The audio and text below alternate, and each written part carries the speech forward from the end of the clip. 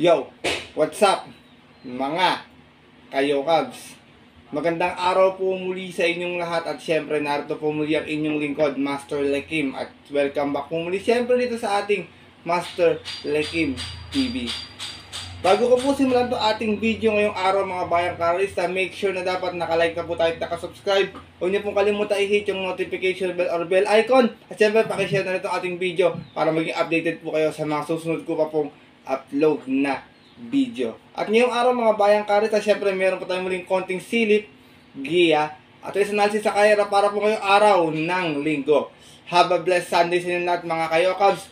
Sunday Racing, January 12, 2025. Dito pa rin syempre sa Metro Turf Malvar, Batangas. At meron po sila iniandang 7 races na magsisimula po sa ganap na alas 2 ng hapon. Bagamat wala tayong main highlight race ngayong araw ng linggo, siguro by next week po mga bayang karista. Sana makatulong sa ito ating mga konting silip at giya. Makapasama tayo siyempre sa mga pabuto at mga exotic race gaya ng take all, pick 6, pick 5, pick 4. At sana mga bayang karista makadihado rin tayo na siyempre hindi ko na rin papatagalin agad to. Punta natin agad dyan mga bayang karista. Matapos lamang po siyempre yung ating maikling intro. Kaya let's go mga kayo Cubs.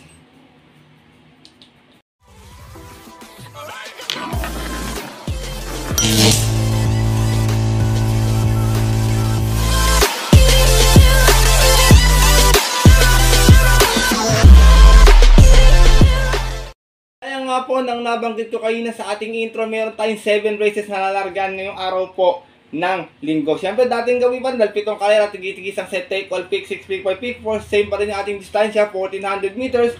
Medyo hindi naman gano'ng kakapalan yung ating karera mga bayang karesa, pero always ko nga po pinapala sa inyo sinasabi na siyempre, yung mga nagbabadya pa rin dihadong nagtatangkang makachamba ng long shot para makapagbigay ng magagandang dividendo sa mga exotic bets mo ating mga tinatayan mga bayang karisa. Kaya kung may mga info kayo mga pasagap sa inyong mga kilala at kaibigan, siyempre kung may mga sarili din po kayo napupuso ang dihado or kursunada, huwag niyo pong kakalimutan sama sa inyong diskarte at mga rota. Kaya ito, simulan ko na rin agad ito ating mga konting silip at gito. Siyempre wala nang patumpik-tumpik pa mga kayo Cubs.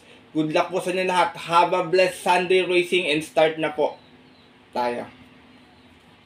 Race number 1 mga bayang karista, start na ating winner take all, setong 3-year-old and above maiden. Nagsama yung 2-year-old tsaka 2-year-old and above mga bayang karista, kaya medyo magulong karera to Pwedeng magdiado agad dito, umpisa ng karera, alam nyo naman tong non-winner na to.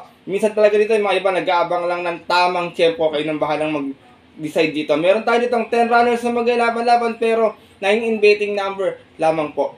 Dito ako, first choice ko, maganda ko ito nakaraan parehas 4N4A, Blue Bubble with Edwin Dancaflor and 4A AM Espresso na re-rendahan po ni Alison Pabilik. Itong dalawa na to, parehas na segunda to last time mga bayang karista. Blue Bubble, meron tong 114.6 sa 1200, na segunda to, first official run niya. Umalis ng 3-2 out of 8 rounds sa laban-laban sa isang 2-year-old maiden noong December 31, kung saan ang nanalo po doon yung heavy favorite na si Coming Early.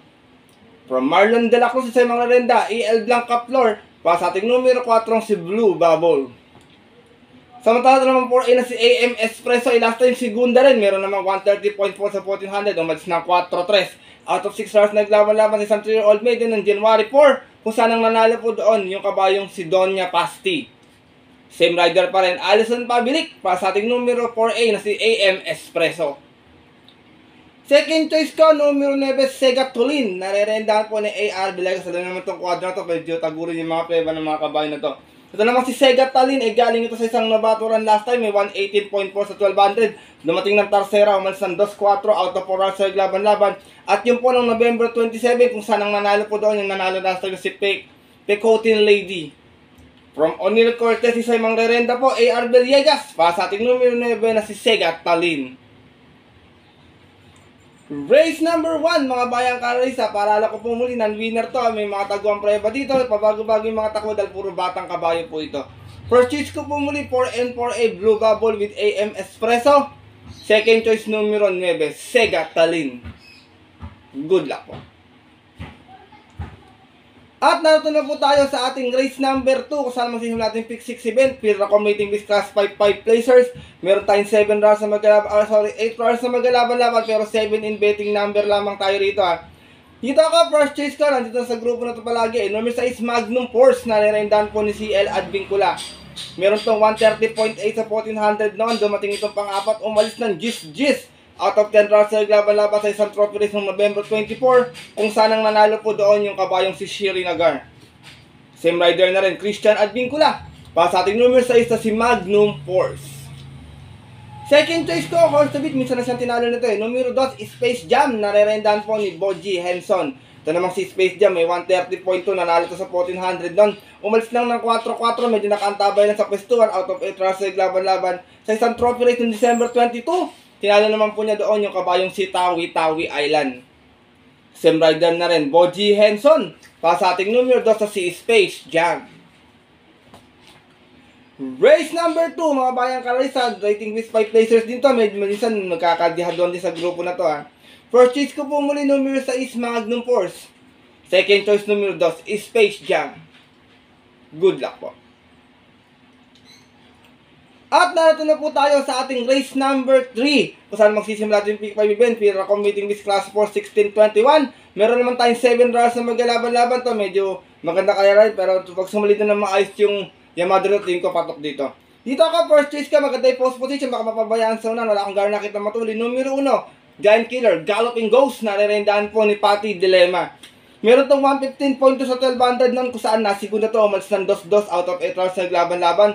Rating base 1115 at yun po ng November 27, kung saan tinalo niya po doon yung kabayong si Bonnie Avenue. Nanalo para sa last one dito mga bayang karerista. Same rider pa rin, regular jockey, Patty Dilemma. Para sa ating numero 1 si Galloping Ghost. Wala sa kayo dito kasi medyo malakas yung laban niya, pero tingin ko pag napabayan pwede makachamba. Second choice ko, horse to beat, numero 7, Beltuna. Narerendahan po ni Jomer Estorquet naman, may 112.8 sa 1200 to. Laging nabibitin to kasi medyo hindi lang maganda sumalida. Nasigunda siya to, no, malsan sa 5, out of 8 rounds sa laban-laban. Bumaba na ng grupo dito, galing ng 22-27 po ito. At yun po ng November 27, kung saan ang nanalo po doon, last race yung kabayong si Super Earth. Same rider na rin, Jomer Estorque. Para sa ating numero 7, si Beltuna. Race number 3, mga bayang kalarista. First choice ko po muli, Dihado, numero 1, Galloping Ghost. Second choice yung Yamadong numero 7, si Beltuna. Good luck po. At narito na po tayo sa ating race number 4. Simulan natin pick for event. We are accommodating with class 4. 28 and 33. Meron tayong 7 rounds na maglalaban-laban. Ito medyo magandang karera to. First choice ko dito, horse to beat. Number 6, Every Sweat Counts. Narerendahan po ni Patty Dilemma. Medyo angkop sa kanyang distansya, medyo maiksi. Last official run, Milia, may 144 flat. Dumating itong Tarsera, nagdala ng umalis ng 3-3, out of 8 rounds sa laban-laban sa isang special race ng December 21, kung saan nakalaban niya po doon yung couple entrance si King James. From JT Sarate, this time mga nalenda, Patty Dilemma, para sa ating numero 6 si Every Sweat Counts. Kung hindi siya pagbibigyan sa unahan ni I Under Oath, tsaka nitong ni Unending Grace, tingin ko pwede makatambay mga remate. Kaya second choice ko, galing sa panalo last time, numero 1, Alibaba, narerendahan po ni Jerry Shego Jr. Meron to 126.8 last run, nanalo ito, umalis ng 3-3 out of 12 rounds sa laban-laban sa isang trophy race noong December 22, kung saan tinalo niya po doon yung kabayong si Malibu Princess. Same rider na rin, Jerry Shego Jr. Para sa ating numero 1 si Alibaba. Isinasama ko pong third choice, darimating kabayo numero 4, Magandang Dilag, narerendahan po ni Noel Silunar. Meron naman to 112.4 last run, nasigunda ito, umalis ng 5-5. Out of 8 rounds naglaban-laban sa isang 1200 meters, same rating base for December 31. Ang nanalo po doon yung Yamadong si Cosmos. From John Alvin Guzet, sa mga narendan, Noel Silunar. Para sa ating numero 4, si Magandang Dilag. Race number 4, bayang karera, magandang karera to. Tingin ko maraming bebenta sa karera to. Tingin ko magiging outsider lang dito si Topstar, pero may panalo din yan, hindi niya pwedeng i-less yan. First choice ko po muli, numero 6, Every Sweat Count. Second choice numero 1, Alibaba. At third choice yung numero 4, si Magandang Dilag. Good luck po. At narito na po tayo sa ating race number 5. At isa naman itong Pilra Competing Beast Class 5, 6, and 10 split. Meron tayong 9 runners na maglalaban-laban. Dito mga bayang karerista, long shot of the day ko po. Numero 9, double strike na rerendahan po ni Christian Advincula. Laging nabibilin to, wala sa KD, baka ngayon makabayong. Meron itong 131.4 sa 1400. Nanalo po ito noon, umalis ng 19 out of 11 rounds na laban-laban sa isang special race ng November 23, kung saan tinalo niya po doon yung kabayong si Baywatch.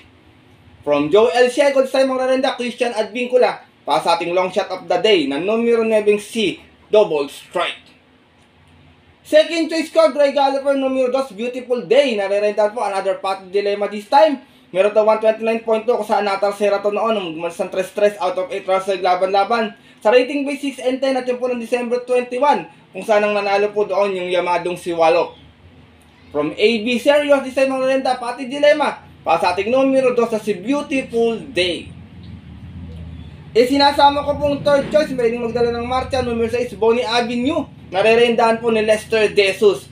Bonnie Avenue may 116 flat sa 1200, nasigunda to noon, umasan sa 5 out of 8 runs laban-laban, bumaba ng grupo, galing to ng 11 to 15 at yung po noong November 27, doon po sa kairang napanalunan ng kabayong si Galloping Ghost. From Ryan Base, isa yung magrerenda Lester De Jesus, para sa ating numero sa isa si Bonnie Avenue. Race number 5, mga bayang karisa, pass po muna ako yung October 14, pabago-bago po kasi ng takbo yan, kayo na pong bahala, kung kursalan niyo po, wala pong problema doon sa yung tingin ko Yamado sa karera na ito. First choice ko po muli, long shot of the day, numero 9, double strike. Second choice, numero 2, Beautiful Day. At third choice, yung numero 6 si Bonnie Avenue. Good luck po. At narito na po tayo sa ating penultimate race ngayong araw po ng linggo, ang ating race number 6. At sa itong field competing with class 4, 22 and 27, meron tayong 8 runners na maglalaban-laban. Dito first choice ko, diado muli, sinusubok-subukan lang ito, baka ngayon makachamba. Numero 8, Sky Dance, narerendahan po ni Jan Sargent de Ocampo.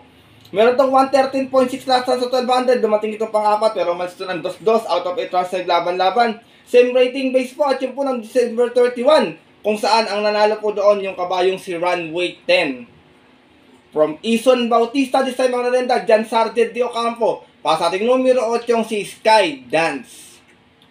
Second choice ko, horse to beat, numero 2, Viva de Oro. Narerendahan po ni Dodong Villegas. Nanalo to noon, may 128 plus sa 1400, umalis ng 4-3 out of 5 runs sa laban-laban. Sa isang trophy race ng December 21, kung saan tinalo niya po doon yung kabayong si Aiyazaki. Same rider pa rin, Dodong Villegas. Para sa ating numero 2 sa si Viva de Oro. Sinasama kong third choice, wala sakit, always in the money ito, yung numero 7, Gold Rush, narerendahan po ni Boji Henson. Meron naman to 113.6 sa 1200 last time, nasigunda to. Umalis ng 4-4 out of 8 runs sa laban-laban. Sa same rating base din po dyan po ng December 31, doon din po sa kairang napanalunan na nung kabayong si Runway 10. Same rider pa rin, Boji Henson. Para sa ating numero 7, si Gold Rush. Race number 6, mga bayang kalerista. Yung ultimate race ngayong araw po ng linggo. Kung may mga sipot pa mabalitaan, maaari magdagdag na lamang po. First choice ko po muli, numero 8, Sky Dance. Second choice, numero 2, Viva de Oro. At third choice, yung numero 7, si Gold Rush. Good luck po. At narito na tayo sa ating huling karera ngayong araw ng linggo, ang ating race number 7. Para tingnan natin mapabuitong exotic bet, isa itong field accommodating with class 5, 11 to 15. Meron tayong 10 runners na maglalaban-laban. Dito first choice ko, numero 5, Wildcat, narerendahan po ni MP Laloma. Meron tong 130.2 na best time sa 1400, dumating itong Tarsera, umalis na 9-11 out of 30 runs na naglaban-laban. Same rating base po yung po ng December 22, dun po sa karerang napanalunan ng kabayong si Polite Bell. Same rider na rin, MP Laloma. Para sa ating numero 5, si Wildcat. Second choice ko, numero 10, Potential. Narerendahan po ni Edwin Blancaflor. Ito kabayo ito, pag diyadon-diyadon, nanalo ito minsan nakaka-long shot. Meron naman ito 130.8 sa 1400, dumating ito pampito. Umalis ng 9-6 out of 9 runs na laban-laban. Same rating base po dyan po ng November 10. Doon naman po sa kairang napanalunan ng kabayong si Modern Verde. From Ronald Baldonido, sa mga rarenda, Edwin Blancaflor. Para sa ating numero 10 sa si Potential. Yung sinasama ko pong third choice, pag sumalid na naman ito, nakaporma sa unang ko, malaki panalo, tsaka siya yung horse to beat sa kaya na ito, mababatong grupo ito para sa kanya. Numero 7, Doña Chichay, narerendahan po ni Lester De Jesus. Meron naman ito 128.8 doon sa 1400, kung saan nasigunda ito. Umalis ng 1-2 out of 10 runs laban-laban sa isang special race noong November 23, kung saan ang nanalo po doon yung long shot na si Flywheel. Same rider na rin, Lester De Jesus. Para sa ating horse to beat, ang numero 7 si Doña Chichay. Good luck po sa inyong kabayo, Sir JC De Los Reyes. Last and final race. Kung may masipot pa pang dagdag sa mga paratingan, maaaring magdagdag. Kung wala naman tayo pang kapital na, pili na lamang tayo sa sariling kursunada or magtipid, mga bayang kalerista. First choice ko po muli, numero 5, Wildcat. Second choice, numero 10, Potential. At third choice, yung horse to beat na numero 7, si Doña Chichay.